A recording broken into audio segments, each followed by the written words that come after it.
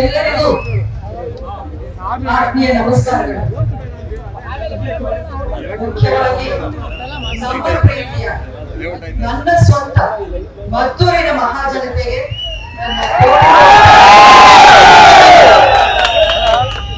ಆದ್ರೆ ಇವತ್ತಿನ ದಿನ ನಾವೆಲ್ಲ ಇಲ್ಲಿ ನಿಂತಿರೋದು ನಮ್ಮ ನೋವನ್ನ ಹಂಚ್ಕೊಳ್ಳೋಕೆ,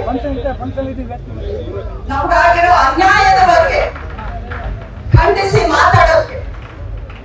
ಈ ಸರ್ಕಾರ ನಮ್ಮೆಲ್ಲರಿಗೂ ಯಾವ ರೀತಿ ನಡ್ಕೊಳ್ತಾ ಇದೆ ಅನ್ನೋದು ಮತ್ತಷ್ಟು ನಾವು ತಿಳ್ಕೊಂಡು ಅರ್ಥಕೊಳ್ಳೋ ಒಂದು ಸಮಯ ಸಂದರ್ಭ ಮತ್ತೆ ಮತ್ತೆ ಪದೇ ಪದೇ ಬರ್ತಾ ಇದೆ ಅನ್ನೋದನ್ನ ನಾವು ಮರೆಯಬಾರದು.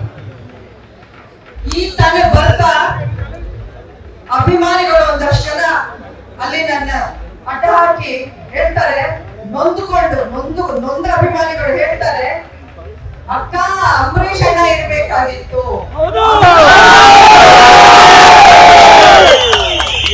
ಏನು ಕೇಳ್ತಾರೆ ಅಂದ್ರೆ, ನಾಯಕರು ನಮಗೆ ರಕ್ಷಣೆ ಕೊಡುವಂತ ನಾಯಕರು ಸರಿಯಾಗಿದ್ರೆ ಎಲ್ಲವೂ ಸರಿಯಾಗಿರುತ್ತೆ,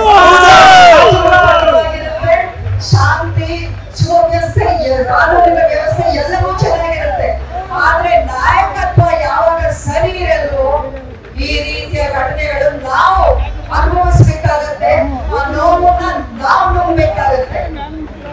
ನೀವು ಒಂದು ಮಾತು ಹೇಳ್ತೀರಿ, ಪದೇ ಪದೇ ಹೇಳಿದೀನಿ ನನ್ ಮೊದಲು, ಬಿಟ್ಟಿ ಭಾಗ್ಯಗಳು ಅಂತ ಏಮಾರಿಲ್ವಾ ನಾವು? ಅದರಿಂದ ನಾವ್ ಏನ್ ಕಟ್ಕೊಂಡ್ವಿ ಅನ್ನೋದು ಈಗಾದ್ರೂ ಅರಿವಾಯ್ತಾ? ಆ ಭಾಗ್ಯಗಳನ್ನ ಕೊಡೋದ್ರ ಹಿಂದೆ ಯಾವ ರೀತಿಯ ದುರುದ್ದೇಶಗಳು ಇವೆ ಅನ್ನೋದು ಒಂದೊಂದಾಗಿ ನಿಮ್ಮ ಮುಂದೆ ಬರ್ತಾ ಇದೆಯಲ್ಲ. ಈಗ